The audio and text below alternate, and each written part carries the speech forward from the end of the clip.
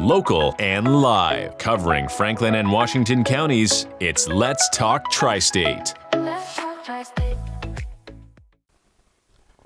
Dan DeDona here with the localnews1.org weekly report for Hagerstown, Chambersburg, Smithsburg, Fairfield, Waynesboro, and all the communities that make up our local area.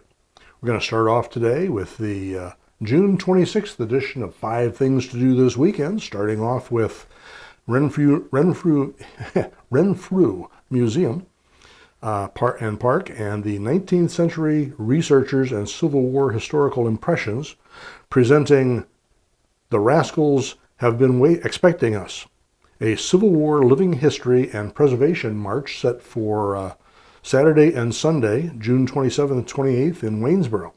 This is a free, family-friendly event that'll run from 9 a.m. to 6 p.m. on Saturday and from 9 a.m. to 2 p.m. on Sunday. It'll be offering visitors an immersive look at the days leading up to the Battle of Gettysburg through interactive camps, drilling demonstrations, historical presentations, and hands-on interpretation, rather than the traditional battle reenactments, which basically only show you a part of what was happening. Participants will portray both Confederate and Union perspectives, along with civil life in the 1860s.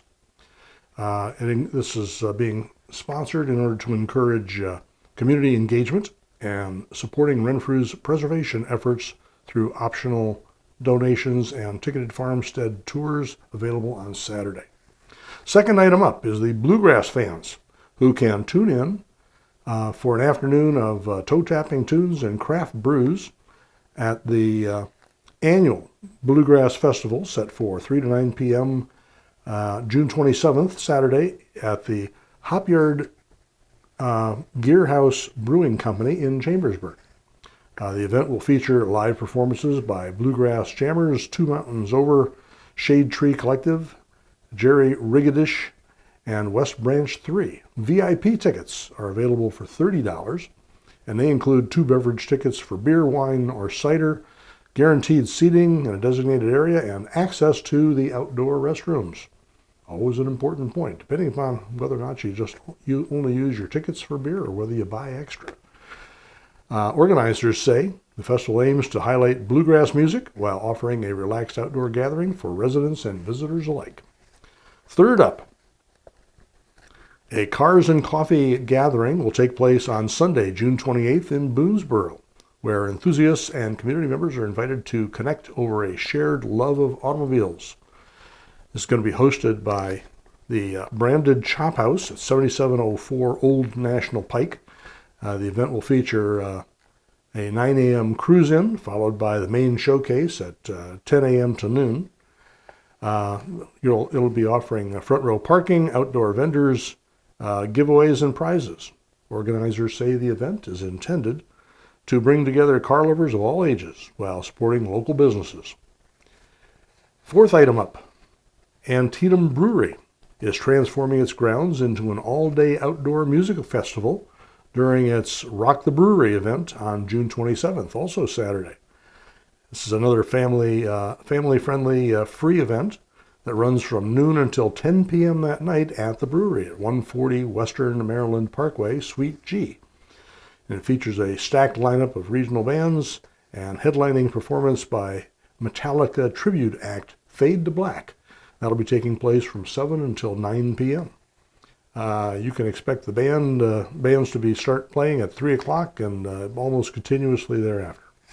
And the fifth up for our top 5 for this weekend, step back in time with the sights, smells, and flavors of early Bowman House and Boonesboro Historical Society, which is opening their doors to a free public event featuring live hearth cooking demonstrations and hands-on historical experiences. That'll be taking place on Sunday, June 28th from 2 until 4:30 p.m. at 323 North Main Street in Boonesboro. The event will showcase 18th and 19th century food preparation using period-appropriate meats, fruits, and vegetables, along with opportunities to explore the site's raised bed garden and potter's shed. Visitors can learn about daily life in early America while engaging with demonstrators and artisans. That'll be a good time for a lot of people. We're going to add 5 additional things this weekend. One of the interesting things that happens to news from time to time is it goes up. Sometimes we have very, very busy weeks, and sometimes we have less busy weeks. This being one of the weeks that occurs just shortly after all the kids are out of school. It tends to be a little slower in news for a variety of reasons, but there is an increase in the number of activities that take place over the weekend. So we're going to cover quite a few of those here. Starting with the Monterey Pass and just outside of Blue Ridge Summit, they're going to have a diorama of the Battle of Monterey Pass. That'll be both June 27th and 28th, Saturday and Sunday, from 10 a.m. to 4 p.m. at the Monterey Pass Museum, 14325 Buchanan Trail East, near Blue Ridge Summit. The battle took place as Robert E. Lee's troops were retreating from Gettysburg. He still had about 50,000 troops after all the casualties that they suffered at Gettysburg. And they took 2 routes. One route was toward Chambersburg along what would basically be Route 30 these days. And the other came to Monterey Pass, which at that time was a major thoroughfare if you were headed west or migrating west from Philadelphia, from Washington, D.C., from Baltimore, any of those relatively large cities. Monterey Pass was the place to go. So Robert E. Lee knew about it, and he wanted to get back down to Maryland. So the stuff that he wanted to get out of Dodge fastest, he sent through Monterey Pass. Of course, he was being pursued by Union forces, including George Armstrong Custer at the time. The Confederates fought a rear guard battle all night long, and basically the battle took place in the middle of a raging thunderstorm all night on the 4th of July, 1863. It was a real mess. The diorama was created by Steve Tanner, and it's a wonderful depiction of the forces that were converging on the Toll House, which was an intersection at that time of 5 different roads. But that was where the Toll House is where the worst part of the battle came from. So the diorama shows you how the forces were approaching and from what directions and with what kind of capabilities. So there will also be walking tours of the trails in the area where the battle took place. That'll be hosted by Darwin Seiler on Saturday only, the 27th. This is all free, and it's presented by the Friends of Monterey Pass. The next item up is the Chambersburg Community Theater is presenting what is reported to be an excellent production of Fiddler on the Roof. That's this weekend, starting the 25th and going through Sunday the 28th. That'll take place at the Capitol Theater Center at 159 South Main Street. I think most people know about this, but maybe some of the younger folks don't. This is a story about a Jewish family that's raising 5 daughters at the turn of the 20th century in a somewhat oppressive imperial Russia. This is before the communists came in. As 3 of the daughters are approaching marriages, the author of this play does an excellent job of highlighting challenges to tradition on marriage and gender equality, redistribution of wealth, cultural preservation, and assimilation. The broader story shows how the Jewish people are treated as scapegoats in an awful lot of countries. And of course, that revealed itself most visibly and most horribly during the Holocaust, during World War II. It was a play that was written in 1964 by an actual Russian immigrant. What's interesting about this is everybody kind of knows what happened afterwards, but you find yourself engaged by the characters so much that you really wish that they will do well in their lives, but simultaneously know what's coming. So wonderful presentation, excellently done. If you have an opportunity to go see one of these shows, by all means, go see them. Shippensburg Area Chamber of Commerce and the Shippensburg America 250 Committee are hosting the Great American Picnic on Saturday, June 27th. That will be tomorrow at Shippensburg Memorial Park. This will be offering a full afternoon of free family-friendly activities. It's part of local efforts to celebrate the nation's 250th anniversary. Activities will begin at 2 p.m. and continue through the evening. There's a lot more information in the article, including a chicken barbecue dinner being provided by Kelso's Kickin' Chicken. It'll be served from 4 until 6. Dinner tickets are $12, and organizers encourage advance purchases online to help plan for so they can plan for attendance. Next item up, the John Wesley United Methodist Church in Hagerstown is going to be hosting the Baltimore Children's Choir Summer 2026 tour on Friday, June 26th at 7 p.m. this evening. This gifted young ensemble of approximately 25 talented students aged 10 to 18 will be performing a special community concert. The event is free and open to the public. Parking is available in the rear, and also you can park at the Hub City Brewery, which is located directly behind the church, and the entire event is wheelchair accessible.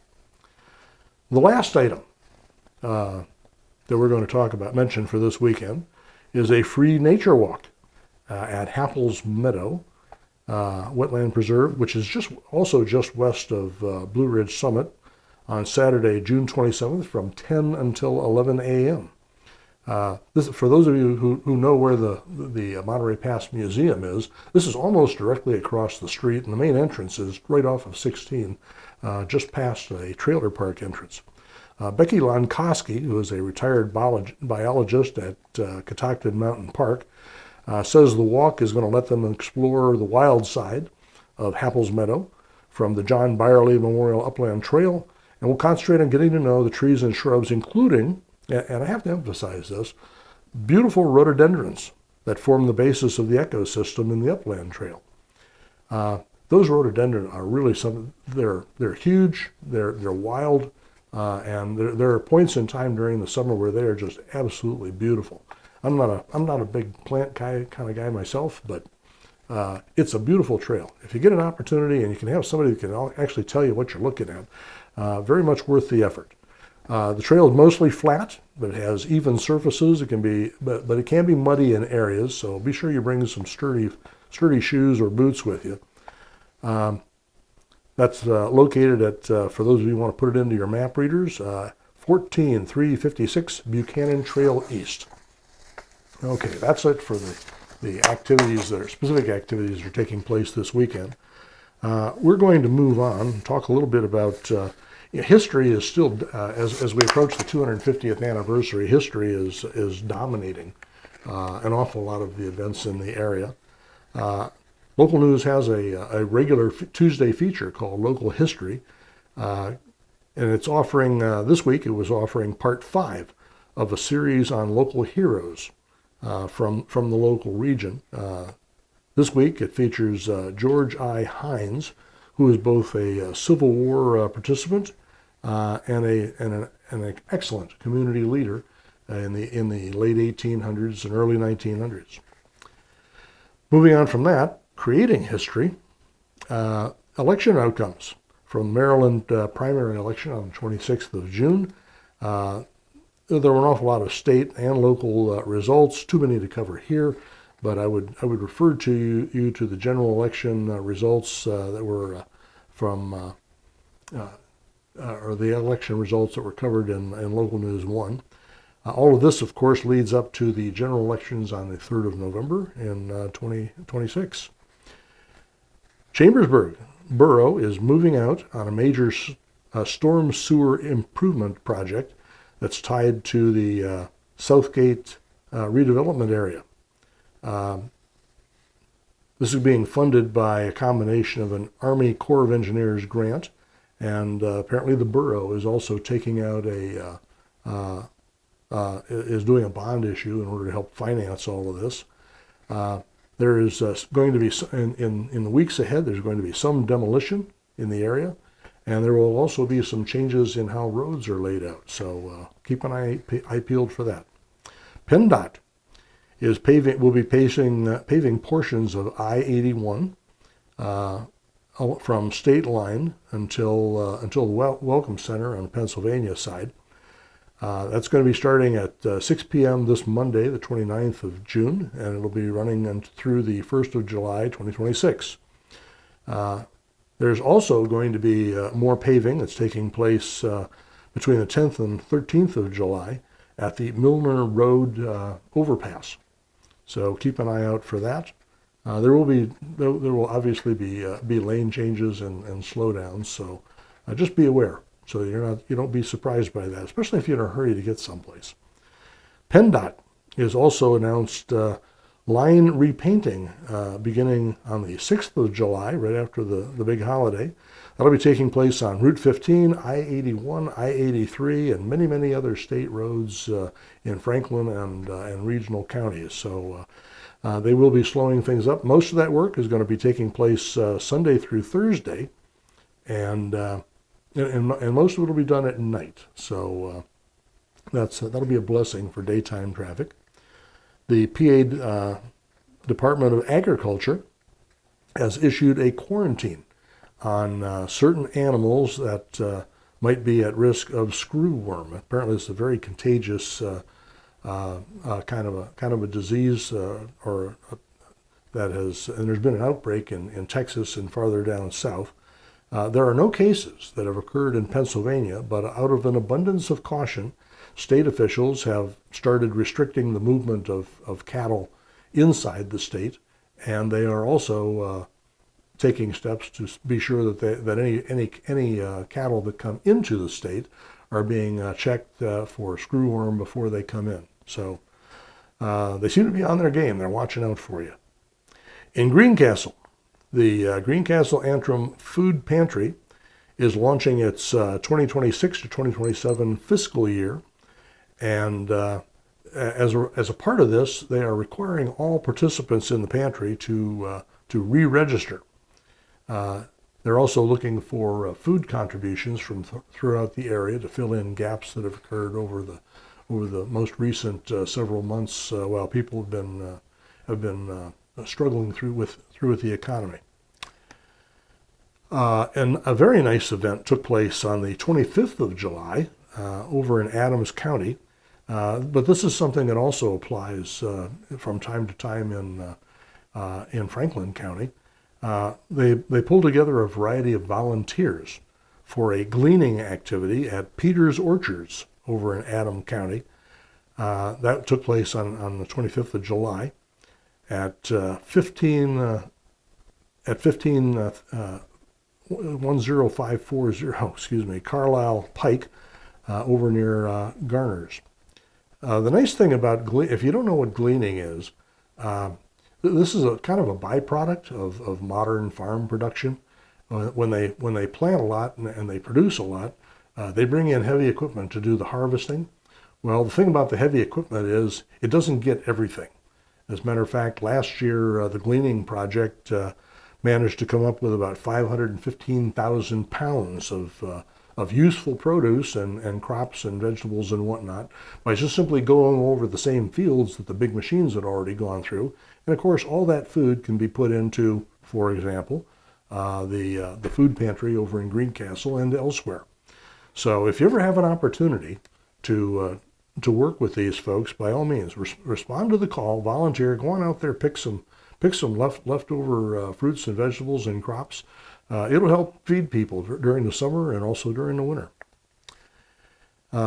In Pennsylvania, the hunting and trapping licenses are available, began to be available on the 22nd of July. I should mention that there are some deadlines that are involved. You can see a list of those in the article. The article also has a link to the state website so that you can get substantially more information. Our main purpose is just to let you know that the licenses are now available. Shifting gears a little bit, in police news, very busy week. In Chambersburg, a man by the name of Makey Rideout was charged on the 23rd of January in a 2017 rape case. Apparently, they had the Pennsylvania State Police had reason to believe that this person might be involved, and they found some DNA evidence. So they got an additional swab from this fella, and sure enough, solved the case. It took them 6 years to do that. So people that think you can get away with things, these folks are persistent and they're pretty good at what they do. So just a word of caution to you. Either you need to be really smart or don't do it in the first place. Also, in Chambersburg, a woman by the name of Senchal Cole was charged with theft at the Walmart over in Chambersburg. It's an interesting case. She was detected, she was chased, she tried to hide under a car. There used to be a thing in the early days of the internet. There used to be a thing called the Darwin list, or the Darwin Awards, and what those people would do is they would identify, or people would identify to them, some of the silliest cases of humans doing really dumb things, and they would present awards to people who, in their words, were taking steps to remove themselves from the gene pool. This going into Walmarts and trying to steal things is just a bad idea. They got number one, they got cameras everywhere, and the police know that this is a likely spot for people to come in from out of town. They actually know who you are in a lot of cases, because it's not like a lot of these people don't have records for doing exactly the same thing. And the police share this information with one another. So just a word to the wise, just don't do this stuff. I mean, there's got to be better ways of making a living than going in and trying to steal things from Walmart. Yeah, also in Chambersburg, there was a Canadian man by the name of Durante King McLean, who was sentenced to 13 years for gun running. This was an interesting case. Apparently, he was caught with not too long ago with 65 handguns, trying to transport them back to Canada. So he was caught and sentenced to 13 years. In another case, the state police were investigating theft of $4,000 in power tools from the Robles Construction Company, located over in Guilford Township. Now they're looking for leads. They're looking for evidence right now. They're still pursuing it, but apparently they got a pretty good track record. So those of you who stole that material, good luck to you. In Waynesboro, a Blue Ridge Summit man by the name of Michael King was charged after a road rage incident, which usually involves assault, terroristic threats, and a whole long laundry list of things. He was arrested on the 7th of June for an incident in downtown Waynesboro. There's no additional information available at this time, but can't be working out well for that fella. An interesting transition here. We're going to shift from police news to people news, but we're going to highlight Pennsylvania State Police, who were policemen, two troopers who were honored for participating in activities that got them shot in the line of duty back during 2025. Trooper Lucas Amorose, and Thomas Pack received the Purple Heart from the leadership. At this same event, there were quite a few other people from other districts and other counties who received awards, and congratulations to every single one of you. That's a hard way to earn an award, but certainly well deserved, and thank you for all the help that you provide all the rest of us. In Hagerstown, Terry Maxco, Maczko, I think that's how it's pronounced, has been named as the head basketball coach at Hagerstown Community College. He's bringing many years of experience to this job. At Juniata College, Waynesboro graduate Gracie French had a 4-win season this past year. She's a sprinter that joined the team up there and is doing particularly well. There were several other Waynesboro graduates who are doing well in college athletics in the area, so take a look at the article and see more about that. Under health news, UPMC Dr. Sentosh Nepal, who works in their pulmonary institute, has come out with a very clear indication that although there are a lot of people who seem to think that vaping is a much better and more healthy thing to do than smoking cigarettes or cigars, he says no, that's not true. I guess his main point is the lungs weren't designed to process chemicals. And to the extent that you're breathing chemicals, over a period of time, you can create scarring. And that scarring prevents the lungs which are supposed to be very flexible and very soft and very absorbent, that scarring stiffens them up and you start losing lung capacity. Before very long, you can develop COPD and other problems that are associated with your breathing and your ability to live your life. You should pay attention to this. Smoking is not a particularly great idea, but substituting a mechanical device that feeds you chemicals doesn't really sound like all that much a better idea, even if they are colorful and you can get them in multiple flavors. Just a suggestion, don't do that.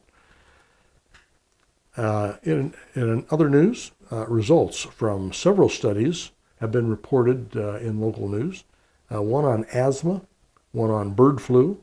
It's excellent research that in both cases they say is going to lead to potential solutions. In entertainment news, in addition to all the plays that I spoke of during 5 Things, Totem Pole is now offering Come From Away. This is the story about, those of you may not remember, but on 9/11, September 11th, 2001, the FAA grounded all flights in the United States and to and from the United States. Grounded every single one of them. Well, as you might suspect, there was an awful lot of airline traffic that was coming in from overseas, especially from Europe. So what happened was quite a number of airliners ended up landing at Gander, Newfoundland. And this resulted in the small town of Gander ending up having to play host to 7,000 additional people for some number of days. And they threw open their homes and their arms and their meals and their food and everything else to try to help these folks until things could be restored. I've seen this play. It is absolutely magnificent.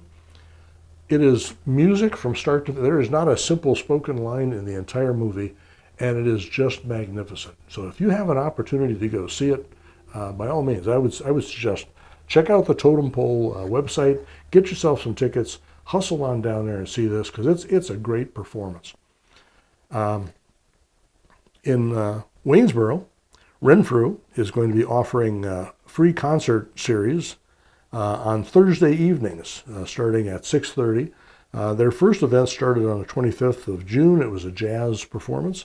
Their next one will be on the 2nd of July, I think it is, maybe, or the 6th of July. It'll be the following Tuesday. They haven't put together the entire schedule yet, but check back to the Renfrew schedule to see who's going to be providing music on those evenings. And finally, in the news, the Waynesboro Jubilee will, as it always does, it takes place on the 4th of July. Nothing particularly, well, I won't say there's nothing particularly special about that. There are a lot, I only intend to say there are an awful lot of people that do events on the 4th of July. This is a particularly great time. There's inflatable events, there's food, great food. If you like Italian sausage, there's usually at least 1 or 2 people that do that. Barbecue, funnel cakes, all kinds of stuff. There's all kinds of vendors that are there. Plus there's music that's provided. The reason I'm mentioning it a little bit early is because they are looking for some volunteers and for some contributions. Their fireworks show is absolutely magnificent. It's huge. It goes on for an extended period of time. It's really a great performance.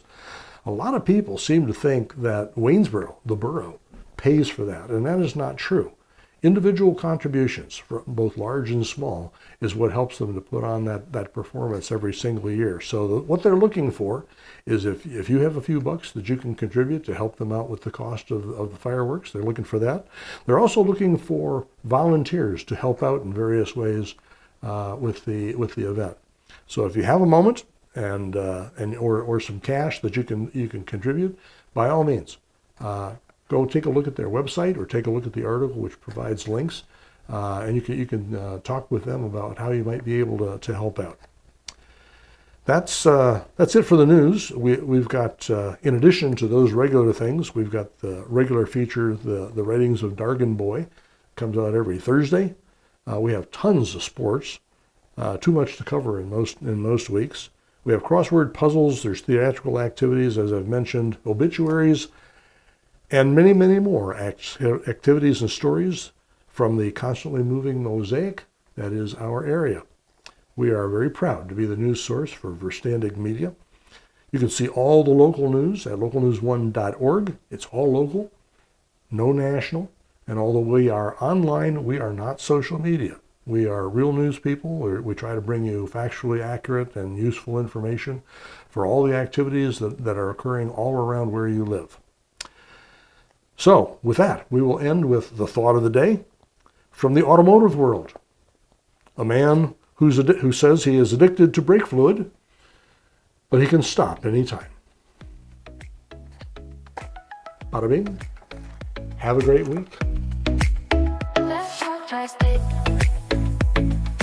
If you'd like to be featured on an upcoming episode of Let's Talk Tri-State, call 717-597-9200 or email letstalk@921thegoat.com.